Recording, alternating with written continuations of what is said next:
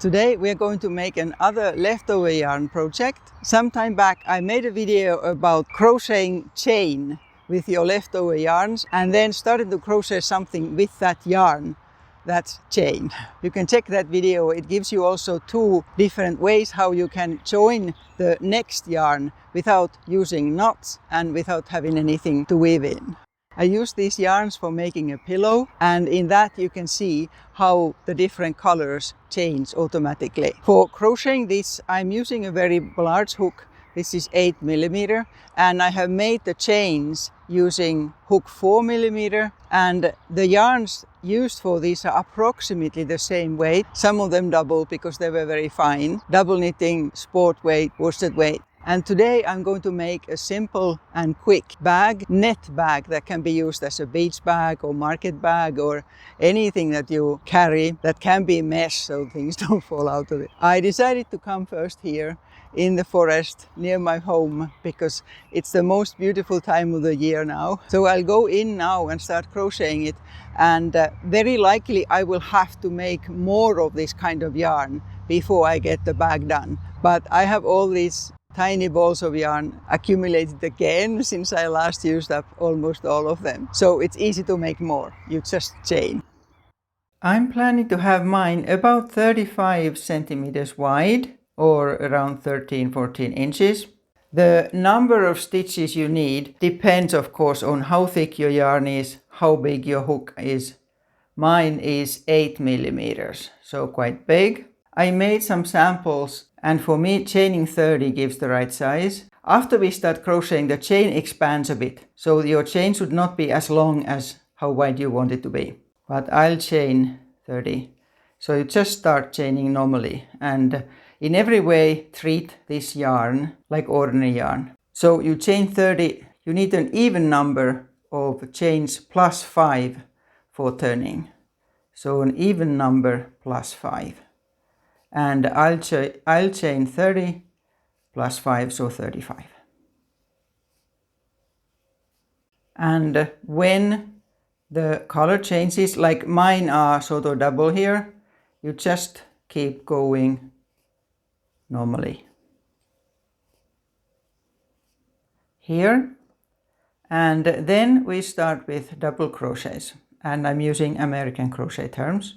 Double crochet into the 5th stitch from the hook. 1, 2, 3, 4, 5, and insert the hook under 2 of these. The way there's always like 3 yarns on top of each other, insert the hook under 2 of them, and then we'll do the other side differently just for strength. So do that with every stitch. So a double crochet and chain 1, skip 1, and a double crochet. So here again.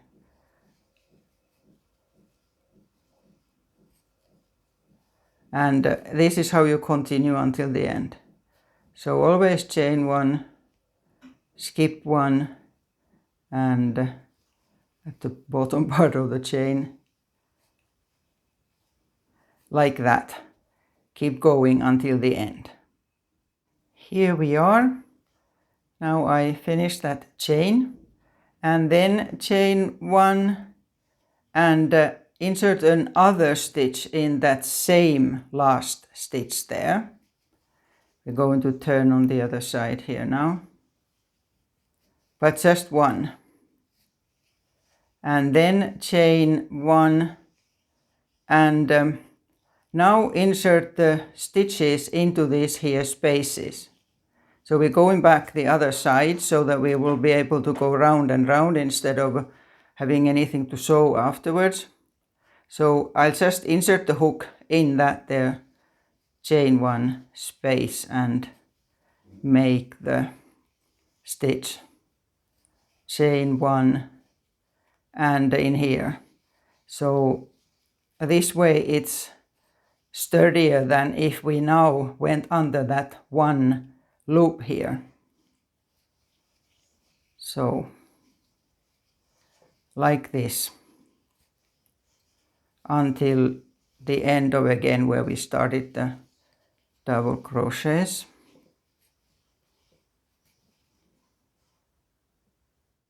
Here Now I'm back at the other end, and then chain 1 and make a slip stitch into the 3rd stitch from there, like that.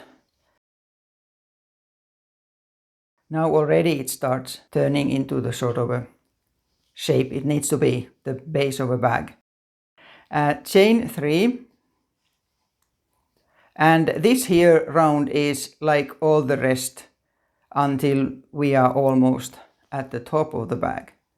So you chain 3 and you insert the hook into the top of the previous double crochet and make a double crochet. So this is just very basic mesh crochet.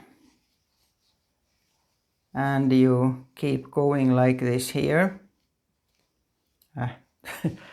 It's a bit hard when, like, I'm not used to using such big hooks. Normally use size 4 millimeter or 3.5. So keep going, and then we'll look at it when we come to the other end again. Now I'm getting closer to the other end, and just I'll go around it. So you don't increase or decrease anything here. You just go into each exactly the same way as you did along the side there. So chain 1 and find the next double crochet and insert the hook on top of that. And chain 1, and then the next is, yeah, that was this one, so the next one is this here. These are so chunky, especially if you happen to have the chains of a color in the middle of the double crochet. And chain 1, and then all the way there, that's already been dealt with. So then this here one. So this is what creates the shape that you just go tightly round there and continue. So now as we set it like that, we can already see that it's folded into 2 like that, and we are doing both sides of the bag at the same time. I'll go to the other end now and show one more time how we start the next round. Now I'm approaching the end, and here again, that's that one, and then this here one,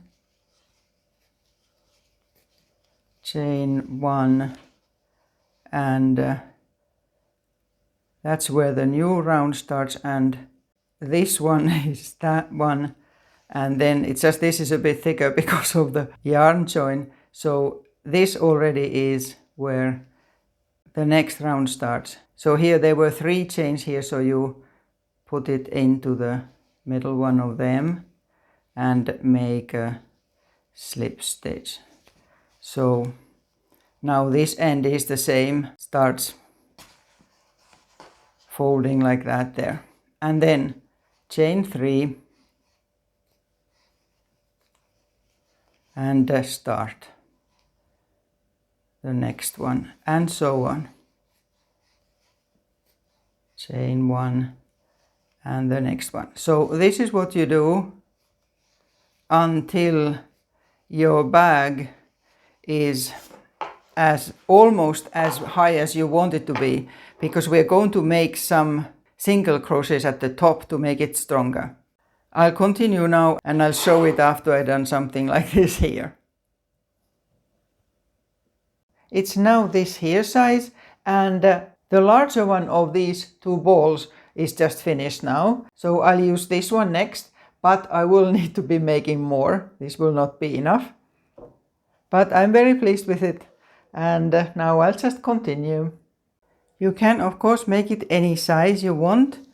I'm going to start now doing the final edging. This is more or less square now, but you could make it much longer, and of course you could have made it wider too. But this is the right size for me now. So that's the end of that round, and then I'm going to finish with 2 rounds of single crochets. Chain 1, and and mainly having one single crochet in each space and on each double crochet. But you need to be checking it how thick the yarn is when you are starting to do that, because you may need to skip a few so that this won't be stretching it if you have too many stitches. So I'll see how it goes. Starting there and single crochet in that and there, and I think I'll need to skip about every fourth or so that I don't have the single crochet on the double crochet, just so that it doesn't start to stretch it outwards. But as I say, you'll need to see your own work. It can vary. So I'll go round like, no, there's too many there already. So I'll have to go back. I skipped there. I'm leaving this bit on the video and not editing it out, because this is likely to happen to you too, that it's hard to say how many you will need here. So it may be that I'll actually need to skip almost every second of those. There and there. That's fine now. I'll skip to that. And now actually, because all this yarn is not the same thickness, that there was thicker. So now I'll probably need to skip less. So this is how I continue. Round this and keep checking that it remains the same width so that it's even at the top. Like that, right round. There, like that. Now I have gone round, and then there's the start, slip stitch to the start, and then make a second round of single crochets.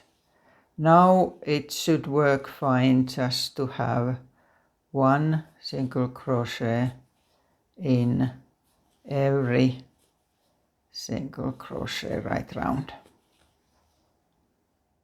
So that's that one done, and now to finish it off, I'm unraveling this here chain until I'm at that last stitch, and then I'll just weave this last bit in so it stays there. And after that, now then we just need the handles. For the straps, I'm using a hook that's 1 millimeter smaller, that's 7 millimeters, just so that it's a bit tighter, and that means that then it will stretch less. And what I'm going to do is just going back and forth sideways, so only a few stitches using single crochets, but there's one important tip about that, so we'll see that. And I decided to do them separately and then sew on afterwards instead of attaching them directly. It's easier that way. And then we chain 5, just 5 stitches. And a single crochet in the second stitch from the hook, and in the other ones too. So that's 2 and 3 and 4. And now, so that the strap stretches as little as possible, we will not chain to turn. Just very slightly check that the stitch is not like really tightly there, just that it's sort of a bit, not loose, but like that, and then turn. And just straight away in that first stitch, and all the other ones. 3, 4, and again turn, and straight away there, no change for turning. So this is how you keep going until your strap is as long as you want it to be. Right now, since I haven't made a sample before showing this, I don't know how long I'm going to make, but I think I will want the bag to go on my shoulder so that it's not just like handle but longer. But I'll continue this and then come back. I have the first strap done, and it's a bit over 80 centimeters long or 33 inches, but you can make it any length. And I need to mention that I had to change the hook I was working with. I normally always use tapered hooks that are very rounded, but with making this as tight as it is, it was hard to get to the side stitches. So I changed to an inline hook because it's sharper, so it was easier to get it through. And now I'll make another one and then sew them on.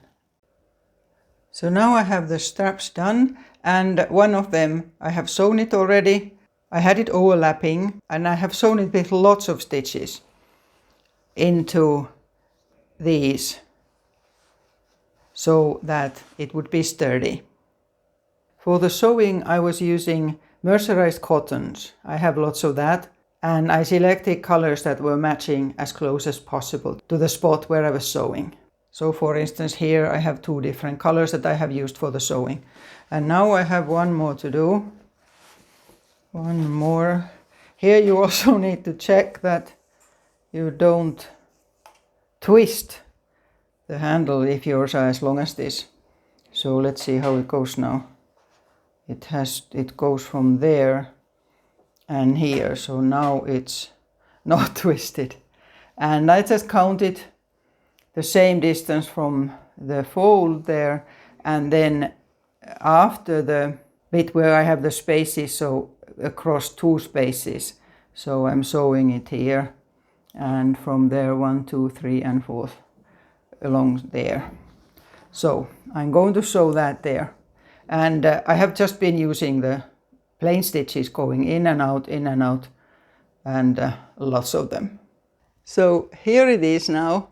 I'm really pleased with it. It's something that I'm going to wear a lot during the summer here, and just putting some things into it.